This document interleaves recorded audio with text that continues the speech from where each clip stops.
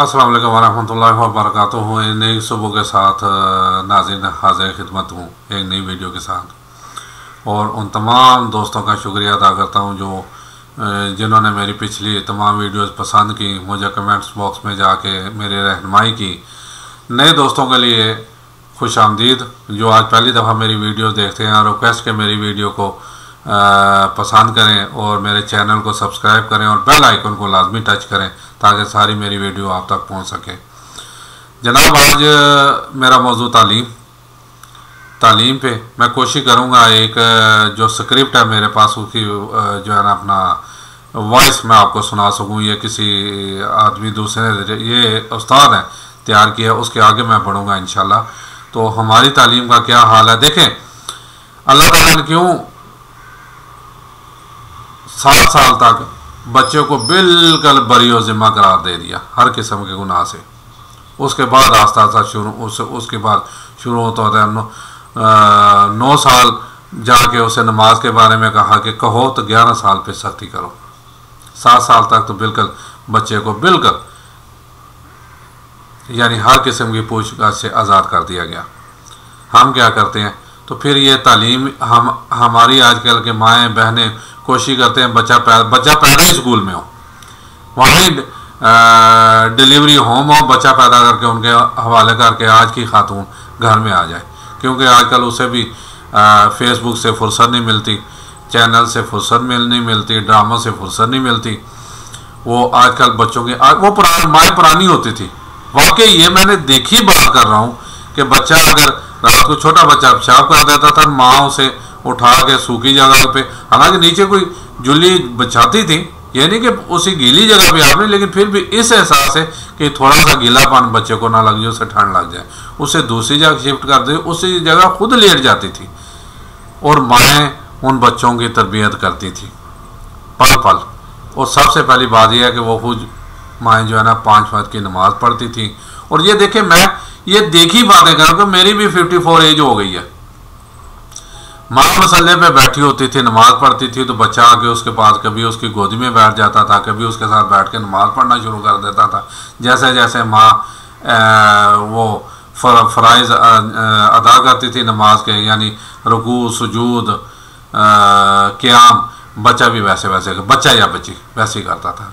थोड़ा बड़ा होता था फिर वो ज़िद करता था अपने बाप से कि मैं आपके साथ मस्जिद में जाऊँगा, बच्चा और बच्ची तो नहीं।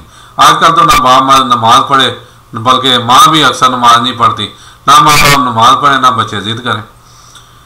तो खैर मेरा थोड़ा मौजूद से हो गया पहले, यानी तरबियत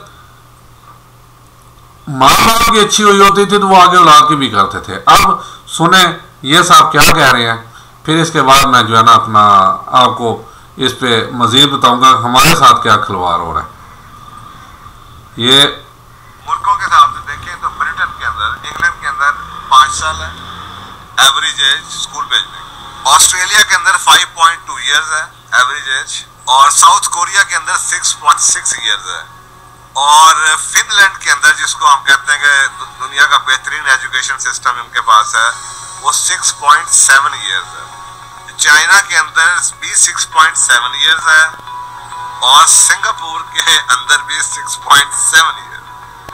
अब आप मुझे बताएं, तकरीबन 7 साल का बच्चा स्कूल जाना चाहिए, और आप क्या जुल्म करते हैं 3 साल। मुझे समझ नहीं आती बात सुबह कि माओं को और क्या काम अब ऐसे पड़ गए हैं कि वो औलाद उतनी भारी होती है कि उसको जल्दी से जल्दी उठा के बाहर फेंक दिया जाता है।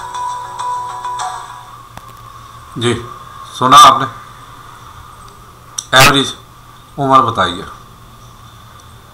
हम यहाँ पाकिस्तान, इंडिया, बांग्लादेश, चले वो तो यानी बांग्लादेश भी खैर मुसलमान है, इंडिया तो नॉन मुस्लिम है, ठीक है। हम मुसलमान, वही बात आ गई ना, 7 साल तक बच्चे को जो है ना कहा गया खेले कूदे जो मर्जी करे, हम उठा के 3 साल का बच्चा स्कूल में भेज देते हैं। ये उसके साथ बहुत बड़ी ज़्यादती करती। मैंने एक दफ़ा मौलाना तारिक जमील साहब का क्लिप यानी कि वीडियो देख रहा था इसी तालीम, बल्कि शायद पंजाब यूनिवर्सिटी में ही वो खिताब कर रहे थे, क्योंकि वो मेडिकल के स्टूडेंट भी रह चुके हैं।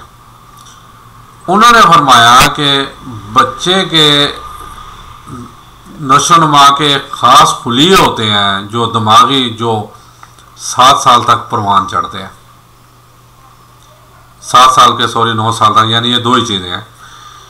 तो बच्चे को जब स्कूल में भेज दिया जाता है 3 साल का, 2.5 साल का, तो वो खुली आता है, वो बर्डन पड़ जाता है ना बच्चे में पढ़ाई का, तो जहन यानी एक शिकंजे में बच्चे का जगड़ देते हैं हम स्कूल भेज के, तो वो खुली आस्ता था डेड होना शुरू हो जाते हैं और बड़ी जल्दी वो जो अपना जो उन्हें रोल अदा करना चाहिए टिश्यूज़ को या खुलियों को वो अदा नहीं कर सकते, तो डेड हो जाते हैं। जिसकी वजह से आज देखें आजकल हमारे बच्चे जो है ना, उनकी सेहत देख लें, उनके कद काट देख लें,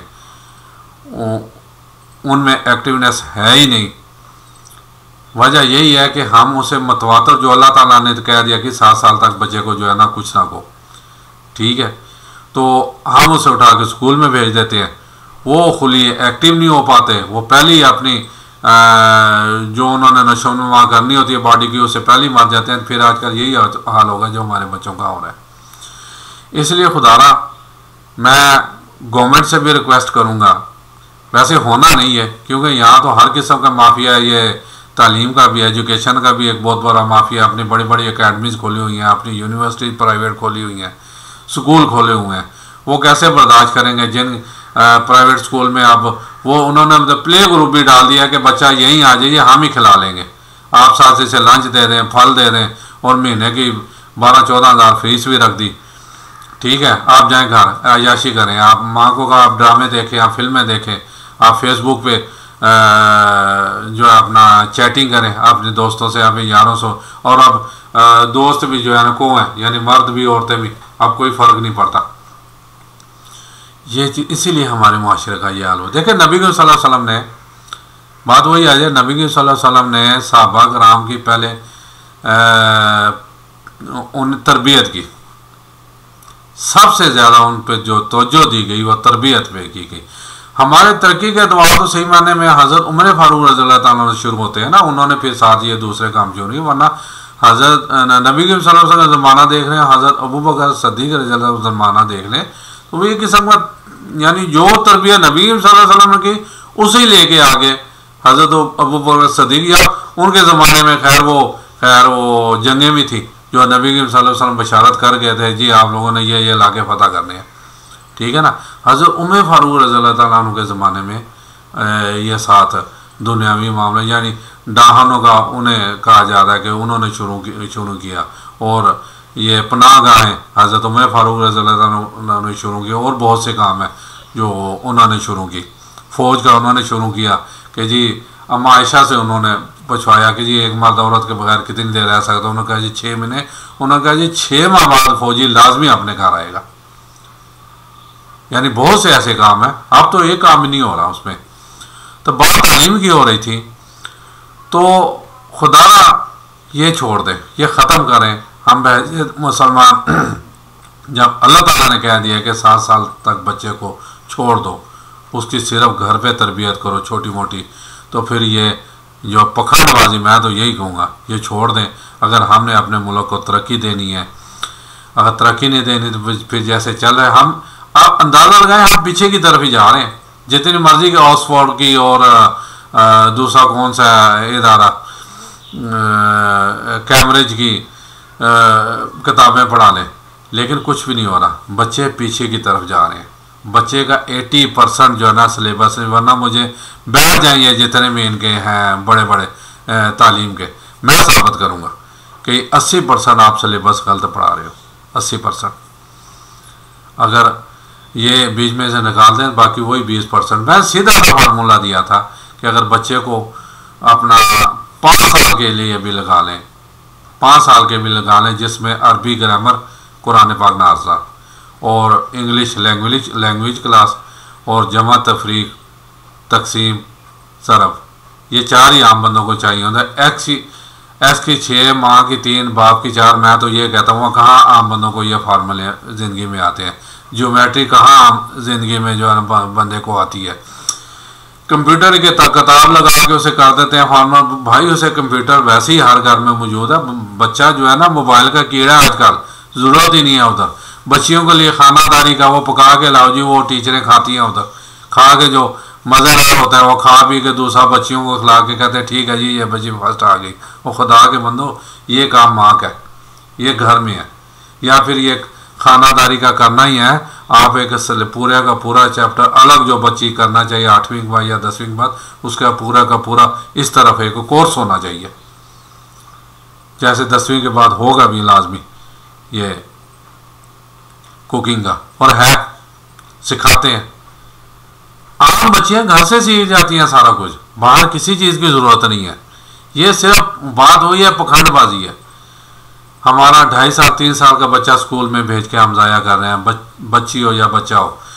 तो खुदा इन चीज़ों को छोड़ें, हम अपने इस्लाम पे चल जाएंगे ना, हम अपने जो हमें कहा गया उस पर करेंगे, उसके मुताबिक ज़िंदगी गुजारेंगे तो जो अपना फ़ायदे में रहेंगे।